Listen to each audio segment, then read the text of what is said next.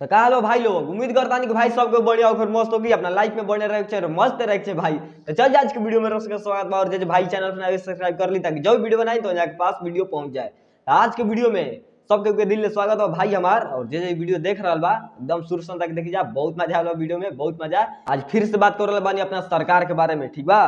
तो अपन सरकार के गाना आ रहा बहुत जल्दी, सब कमेंट करके हमारे बताई जा कि गाना आवे के चाहिए कि ना, ठीक बा। भैया के गाना बहुत जल्दी आ रही, अब हमनी के बीचा में इंतजार के घड़ी खत्म होके वाला बा, ठीक बा। तो सरकार के गाना बहुत जल्दी हमनी के बीचा में आवे वाला बा, ठीक बा। तो कमेंट में बता दीजिए गाना आवे के चाहिए कि ना भैया के, बहुत अच्छा गाना बा। हाँ तो भाई हमारे गाना ही रहे, हाँ कल सुबह में गाना ही रहे भैया के रिलीज भे रहे, बहुत अच्छा होली रहे सॉन्ग, ठीक बा। तो ऐसे प्यार से बात दे दीजिए गाना के, बहुत अच्छा लागल हमारा गाना, बहुत सुनला के बाद एकदम दिल खुश हो गई भाई हमार, गाना बहुत अच्छा रहे। भीन जला आई रहे गाना, देखा दीजिए पोस्टर भीन जला गाना आई रहे, बहुत मस्त बा गाना, शिल्पी राज गोले रही, ठीक बा। और अपन सरकार गाना गोले रहो, ठीक बा। सरकार मतलब ट्रेंडिंग स्टार खेसारी लाल यादव, ठीक बा।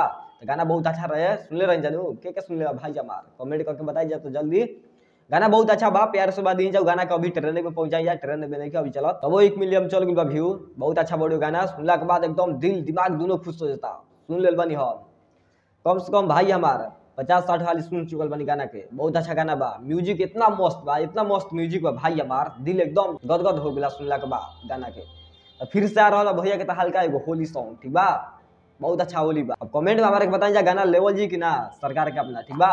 हाँ तो देख लीजिए कौन गाना के पोस्टर रिलीज भइल बा, ठाके रंगवा डालेला, देखते जानू ठाके रंगवा डालेला अपन सरकार के गाना, ठीक बा। सरकार ट्रेंडिंग स्टार के। अब हमारे कमेंट करके बताइए गाना लेवल जी कि ना लेवल जी वाला, बहुत अच्छा बोली बाकी पोस्टर देखला के आधे पता चलता, ठीक बा। बहुत बेहतरीन पोस्टर, अब गाना आइला के बाद में पता चली भाई हमार, लेकिन बहुत जल्दी हमारा आशा ना पूरा विश्वास बा कि बहुत जल्दी सरकार के गाना आ जाए अपना बीच में, ठीक बा।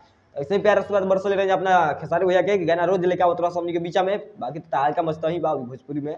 ऐसे प्यार से बात देते रहे अपना सरकार के रोज रोज गाना लेके आवत रहा बीचा में हमनी के, ठीक बा। तो चलता नहीं भाई, मिला फिर अगला वीडियो में और लेगा कुछ अलग अनाज में, चलता नहीं भाई। जय भोजपुरिया समाज।